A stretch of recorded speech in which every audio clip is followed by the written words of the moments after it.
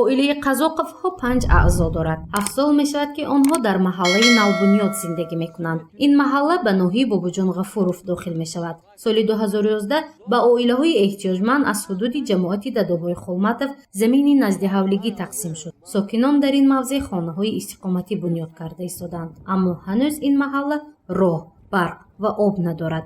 оилаи қазоқовҳо толи 9 моҳи соли равон танҳо 2 рӯз равшании барқро диданд. ин ҳам бошад шоми соли нав ва рӯзи наврӯзи байналмилалӣ. барқ дар ин оила тариқи дивижок ё худ дастгоҳи барқдиҳӣ фурӯзон мешавад.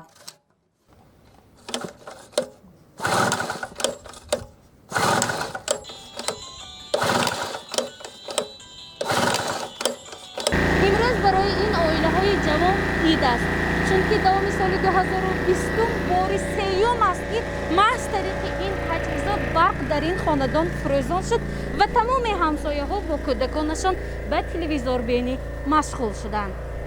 сардори оилаи қазоқовҳо маҳмудҷон мегӯяд ки 7 сол инҷониб дар ин ҳавлӣ истиқомат мекунанд.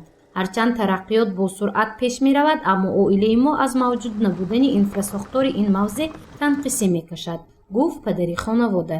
роҳи маҳалла ҳамвор нест. таъминот бо обу барқ низ кайҳост ки барои сокинонаш бегона шудааст. дар ҷараёни наворгирӣ ягон адад симчӯби хатти барқдиҳӣ ба назар наменамуд. сокинон мегӯянд дар ин дашти васеъ танҳо мондаанд. мушкили ҳамон мана свет нест. дарс мебиёд, мана дарс сайёр кунем, мана фонарик киди дарс сайёр мекунем. баъзе успеҳ намекунад дарс сайёр кунем ва мӯли гира мекунад ҳамаш ки свет нест мегуфта. ҷамъ кардем мо. акун 500 сомони пул чиндем ки барои ҳамин свет гуфта маблағ ҷамъ кардем. сокинони маҳаллаи навбунёд ки 9 сол инҷониб иқомат доранд, беш аз 50 хоҷагиро ташкил медиҳанд. аҳолӣ барои харидории симчӯб наздик 10 000 сомонӣ маблағ ҷамъоварӣ карданд. бо ин амали худ онҳо хостанд барои гузарондани хатти барқ ба мақомотҳои дахлдор камтар бошад ҳам кӯмаки молиявӣ намоянд, вале муроҷиати пайвастаи аҳолии маҳалла ҳанӯз беҷавоб аст. оштон бо алоқ кида ҷумшия кида ҳамса рафта поина осна чироқша газмока мебинем як ҳафта або магазин бакун вай ба ҳаминҷа мерем кун либоса газмока дам баде кун хешум мова бачо бе газмока кутфе чиқа мерам кун мактаб байт кита вай мекунем деку мактаби 16 мехонам. ин духтарак дар басти дуюм таҳсил мекунад ва баъди нисфирӯзӣ ба мактаб меравад. ӯ то рафтан ба мактаб пиёда 4 километр роҳро бояд тай кунад. ин дар ҳоле ки ҳарорати ҳаво дар ин вақт баланд аст. вазифаи хонагиро бошад бо воситаи равшании фонус иҷро мекунад. дар ин мавзеъ аз баски роҳи мувофиқ нест, нақлиёти мусофиркашонӣ низ вуҷуд надорад.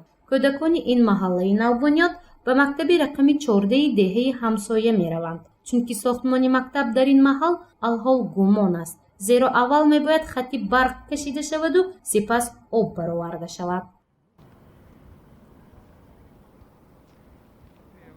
чироқ гузаронда тияд, чироқ нест, об ҳамин мактаб дурсони мактаб наздик шавад неёрҳом ба нағз озоб мекашем.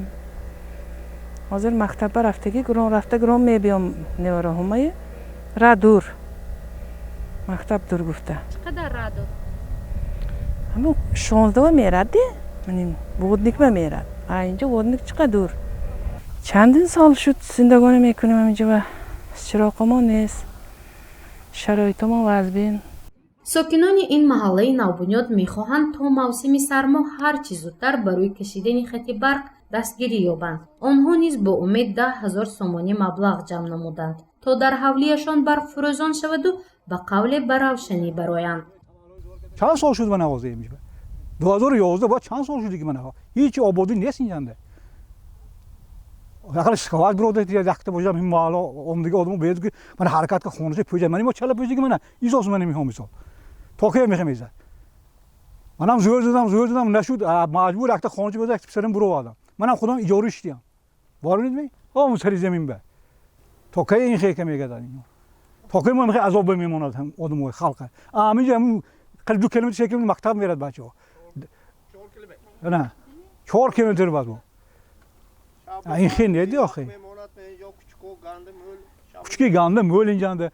بعضی وای وام میخورم آب میمونم مثال با خودی گوشه بی وقت میموند پگرش خیلی میرد آدم مول میشه بیگانی بعضی وقتی گفت بی وقت میموند دیگه چه کنه میبینید نه سویتای نه بچه‌ها زیخ نه درس که میتوند معلم اونجا باید دقت که چون این درس نمیکند اینها دقت اویله همش دادوی بواش ایخی که موندن دکار نیکو خلق آخه шароити танги сокинони маҳаллаи навбунёд ба ҳама равшан аст. раиси ҷамоати деҳоти Дадобой Холматов мегӯяд аз ин вазъи нигаронкунанда огоҳ мебошад, аммо роҳи ҳаллашро ҳанӯз наёфтааст, чунки ҷамоат барои кӯмак ва ҳалли масъалаҳои ин маҳалла маблағи кофӣ надорад. аз ин ҳисоб оҷизӣ мекашанд. ҳамин нақши генералинда ҳаст худо хоҳад буҷети маҳаллӣ ва ҳокими маҳаллӣ вобаста ҳамаи нақшу гирифтагӣ ҳамин рӯзҳои худо хоҳад наздик ҳамаш ҳалли худаш меёвад. рӯзҳои наздик яъне тақрибан ин вобаста ба мақомоти болоӣ чунки дар ҷамоат мисол имкони буҷети мисол ҳамон сохта доданаш нест ин буҷети мисол ноҳои вобаста алка нақша гирифтагӣ худо хоҳад бо рӯзҳои гузашта мумкин соли оянда мумкин чунки манин буҷети мисол маҳаллӣ камтар ҳисоби мисол андозпарандо маҳкам кардан ва ошонавай нашуд худо хоҳад ҳамаш ҳалли худаш меёвад ягон мушкилиш нест. мушкилоти таъминоти аҳолӣ бо барқ на танҳо дар ҷамоати Дадобой Холматов балки дар ҷамоати унҷӣ низ ба чашм мерасад. сокинони ин минтақа ҳанӯз чанд моҳ қабл ба телевизиони симои мустақили якум аз бебарқӣ шикоят карда буданд, вале шабакаҳои барқи ноҳияи бобоҷон ғафуров ҳанӯз барои ҳалли ин муаммо расидагӣ накардааст. гузориши мафнӯшкур ва наимҷон аюбов барои барномаи иттилоотии хабар.